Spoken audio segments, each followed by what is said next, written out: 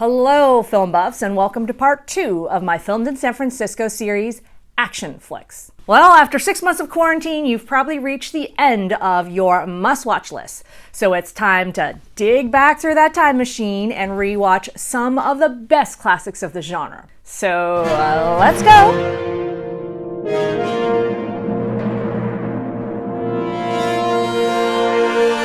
The most anonymous series of action films associated with San Francisco has got to be the Dirty Harry series from the 70s and 80s, produced by and starring Clint Eastwood as Dirty Harry Callahan. Now you know why they call me Dirty Harry.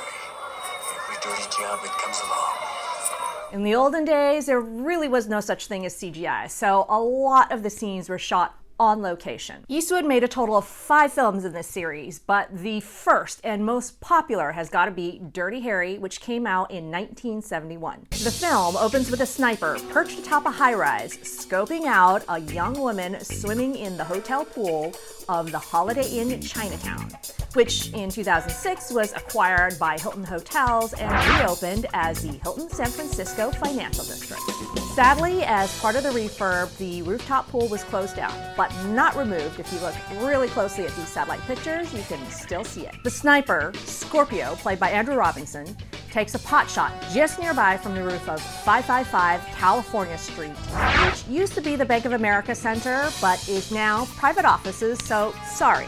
No public access for those who want to go visit. Fun fact, the building's plaza was also used in 1974's The Towering Inferno, with an all-star cast including Paul Newman, Steve McQueen, Faye Dunaway, and here, the dashing Fred Astaire, running up the steps.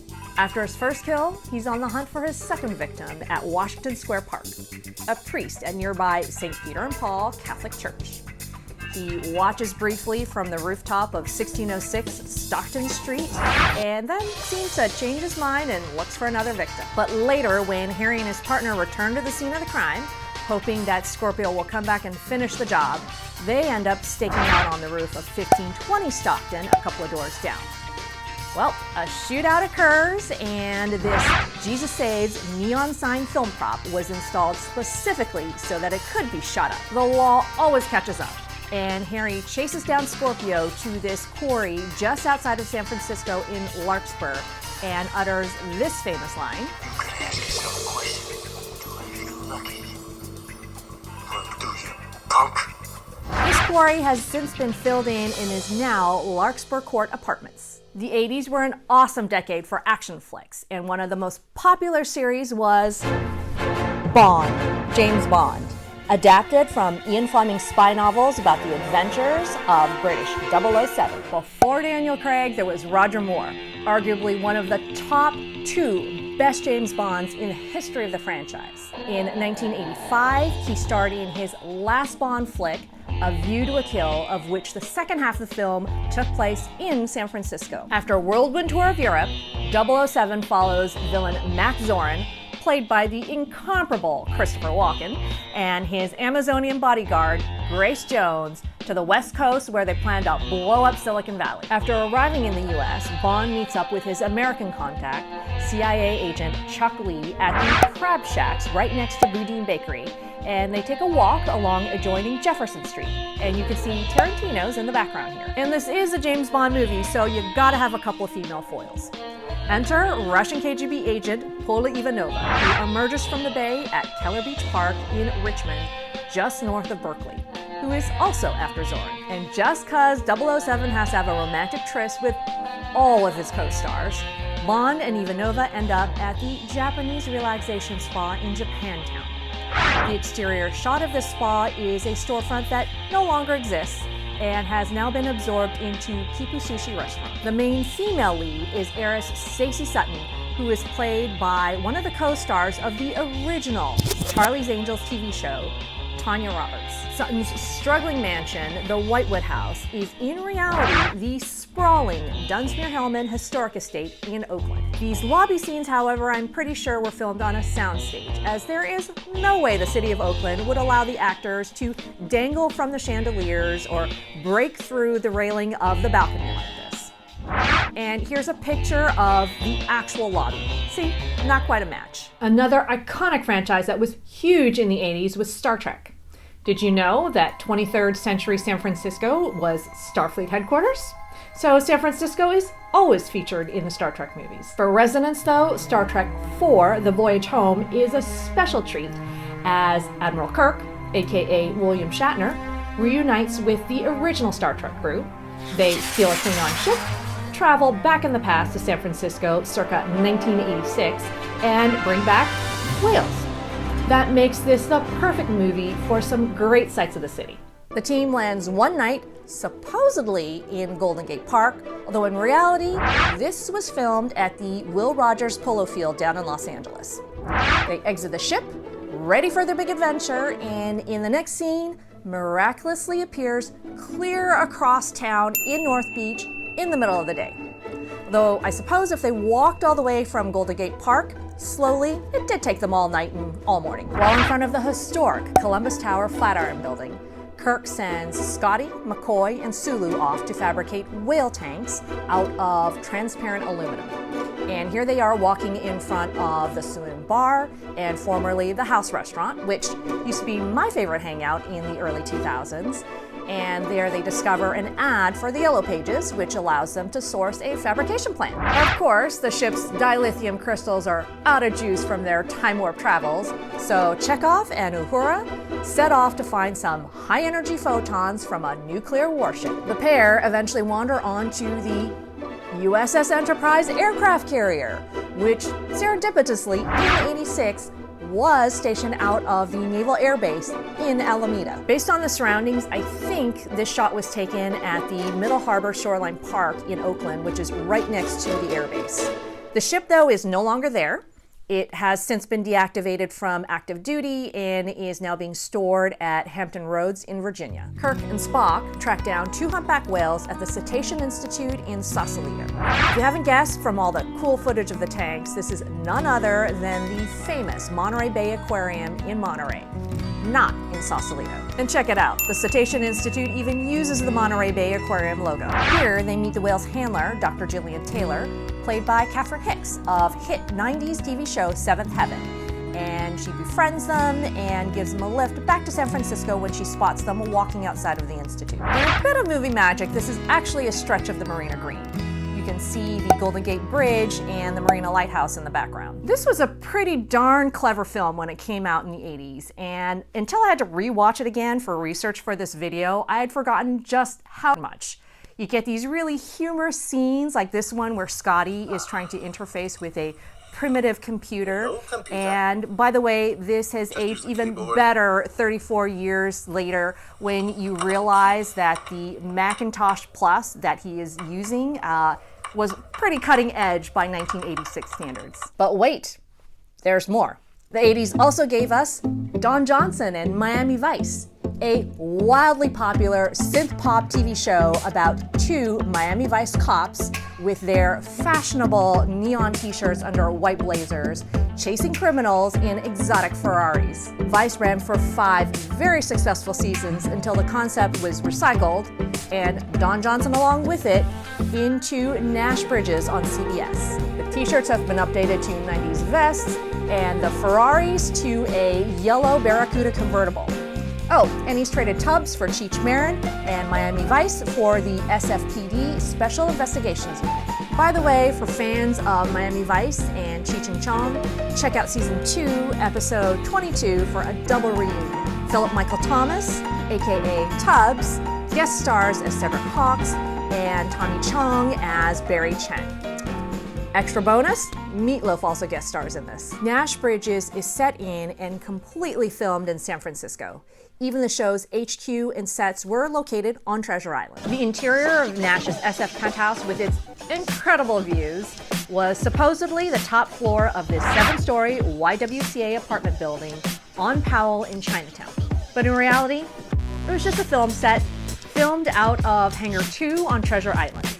This is no longer a film set, but has been converted into retail space. The layout was loosely based off of Getty Oil scion Bill Getty's luxury San Francisco penthouse, which Johnson had visited and wanted to film there, but he was denied. The SFPD Special Investigative Unit, which I was surprised to find out is a real thing, was initially located in the fictional Hall of Justice's The Rotunda, which was set in the real Rotunda located in Oakland that used to be a department store. The real building was heavily damaged in the 1989 Loma Prieta earthquake, so the crew just worked around the tarps and all the repairs and incorporated it into the storyline. In season 2, after some fictional earthquakes, the rotunda was deemed unsafe, and the department was subsequently moved to some temporary digs on the Eureka ferry boat located at Hyde Pier in North Beach, sharing the facility with park rangers. Fun fact, Johnson didn't want to commute to Oakland anymore, so he negotiated this set upgrade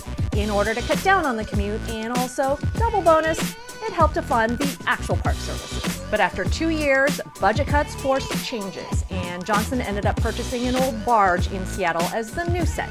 The production crew built a huge glass and steel structure on it for $1.3 million, and then they parked it off of Pier 39 in Fisherman's Wharf. In the storyline, the park services kicks them off of the ferry boat, and the police department has no choice but to find them some new digs on this cannery turned into a discotheque. After the series was canceled, CBS hauled the barge down to Los Angeles and docked it in San Pedro and tried to rent it out for some events.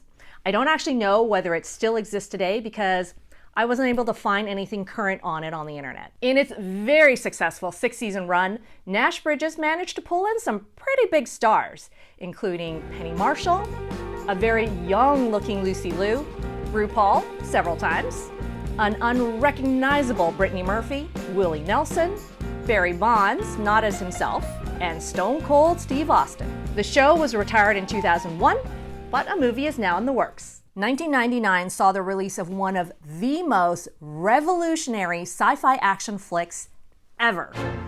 The Matrix, directed by the Wachowski siblings, introduced a completely new approach to cinematography, and the story is mind-bending to say the least. Modern action films still use many of the Wachowskis' CGI tricks. Keanu Reeves stars as Neo, a computer hacker who is awakened by Trinity, played by Carrie-Anne Moss, and Morpheus, played by Lawrence Fishburne, to discover that the human race has been entrapped in a huge virtual reality simulation called The Matrix. Along with a ragtag band of other woke humans, fight to overthrow it. The story unfolds over 3 films.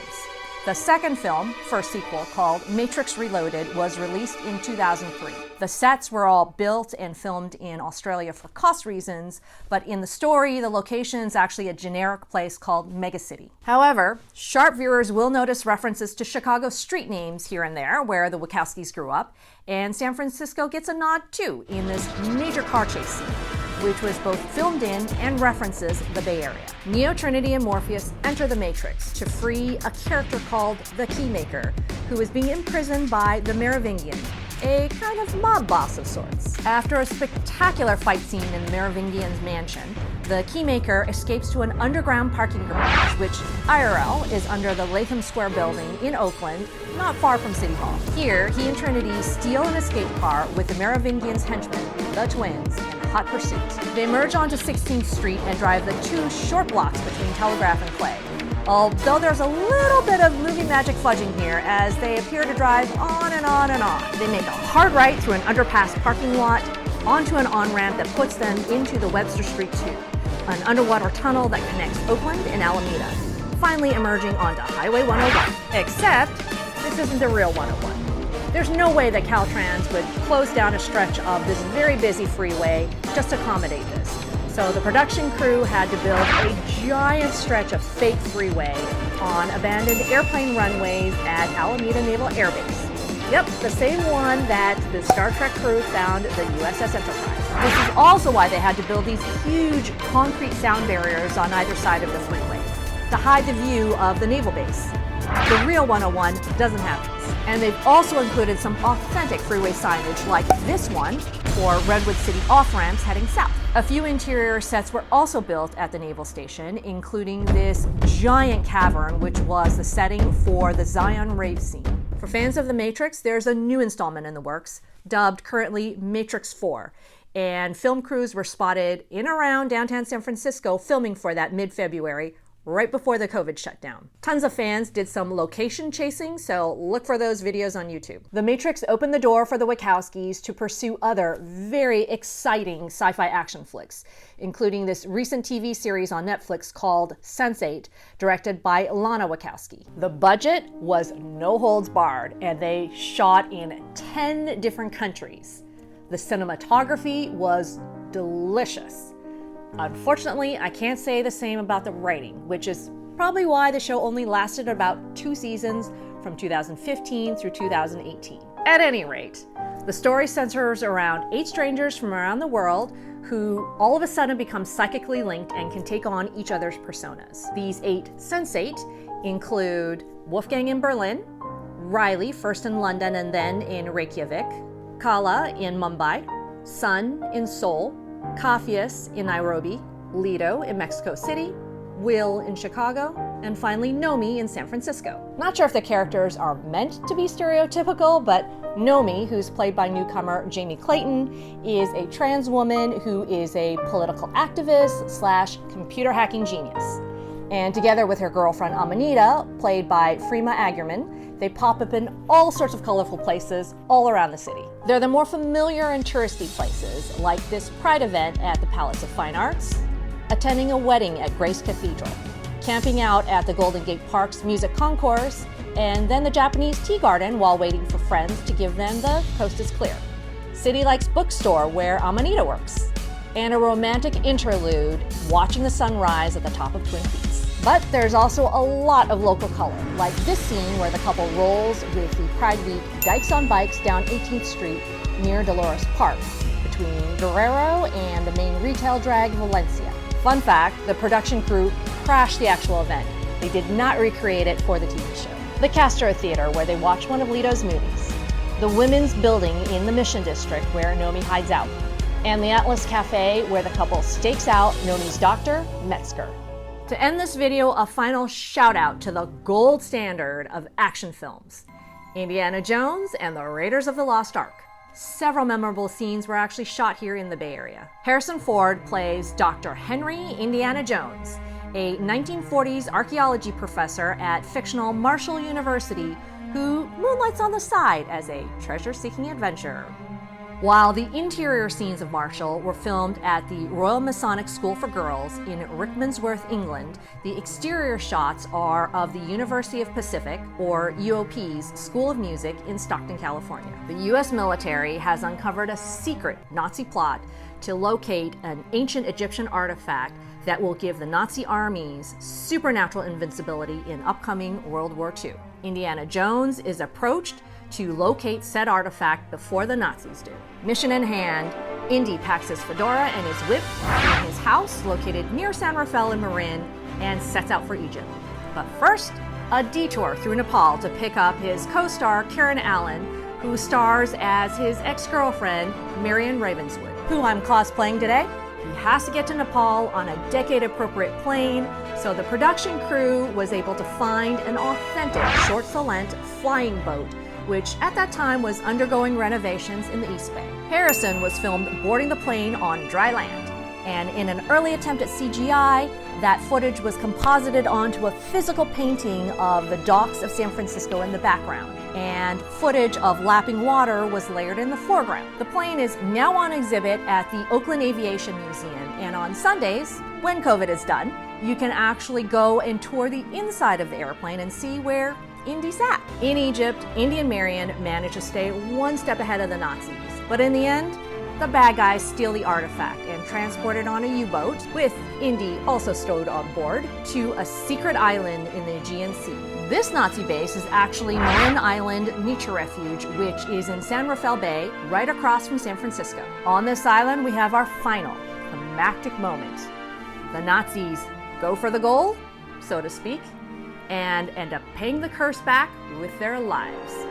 Indy is left holding the bag. He and Marion dutifully haul the artifact back to Washington, D.C. and hand it over to the government, who pays him handsomely but refuses to donate it to a museum as previously agreed to. Furious, Indiana storms out of the room and down the steps of San Francisco's City Hall. The same steps, incidentally, that Sense8, James Bond, and Dirty Harry have also traversed. And that, my friends, brings us full circle to the end of this video.